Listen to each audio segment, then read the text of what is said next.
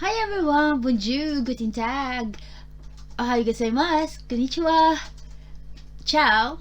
Sherry here once again, and welcome to my channel. For those new viewers out there, my husband and I are currently living in a study caravan, or staying currently in a study caravan. We've been here for nearly 2 years now, and today I'm gonna give you some tips, especially if you're new to study caravan living, or if you're deciding to buy a study caravan.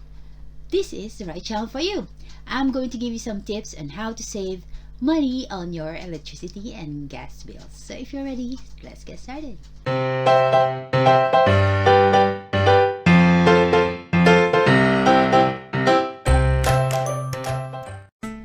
Okay, so if you're new to study caravan living, electricity can be quite expensive. You don't have to treat the caravan like an ordinary house. That's one of my tips. Don't treat it like an ordinary house because it's different. Anyway, one tip I can give you is to buy an electric blanket, especially during winter time and nighttime. It gets really cold, so buy an electric blanket. It's not very it doesn't consume much when it comes to electricity. Another thing is buy yourself an electric throw or electric shawl, so when you're watching your favorite programs on the telly and you're in the lounge, you can just cover yourself with an electric throw, and in that way you'll keep yourself warm. Another tip I can give you is to refrain from using an electric kettle. Yes, I know you would want a cup of tea or a cup of coffee during winter time, and it's tempting to use an electric kettle so the water will boil easily or quickly. But using an electric kettle is an expensive exercise. So if I were you, buy yourself a gas kettle instead and just boil your water using your gas stove. That way you'll save a lot of money. Because based on past experience, when we were new to caravan living, we ended up, I think, spending £1 per day just by using the kettle, and that can be expensive. And another thing is buy yourself a fan heater. What we're using now is a 2 kilowatt fan heater. It's a large wattage, I know, but it's very efficient.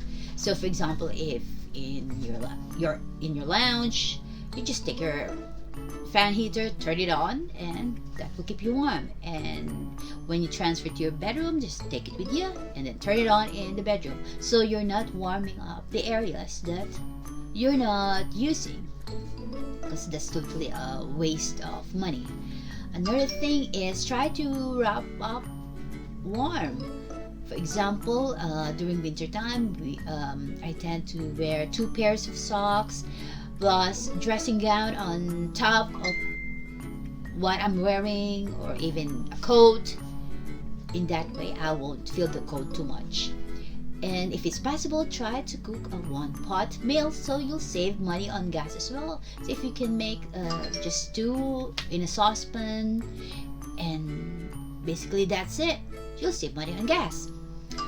Another thing is, for example, if you're not using lights or appliances or any gadgets, just turn them all off. Why pay your electricity provider for something that you're not using? So I suggest you turn off anything that you're not using, especially at nighttime when you're sleeping. Another thing, try to refrain from using your central heating, because that will save you money on gas and electricity. So for example, if you're in the lounge and you're using the lounge often, just turn the radiator on in the lounge. So for example, your hallway, the bathroom, the guest bedroom, just turn the radiators off, so you will save money on gas especially. Another thing is, if you're new to study caravan living, or you've just bought your new caravan and you haven't moved in yet, make sure to take a picture of your electric meter reading. So we when we're new to living in a caravan, we didn't take a photograph of our electric meter reading. So I learned from my mistake, because after 6 months of living in a caravan, we ended up with an 800 pounds electricity bill, and that's too much.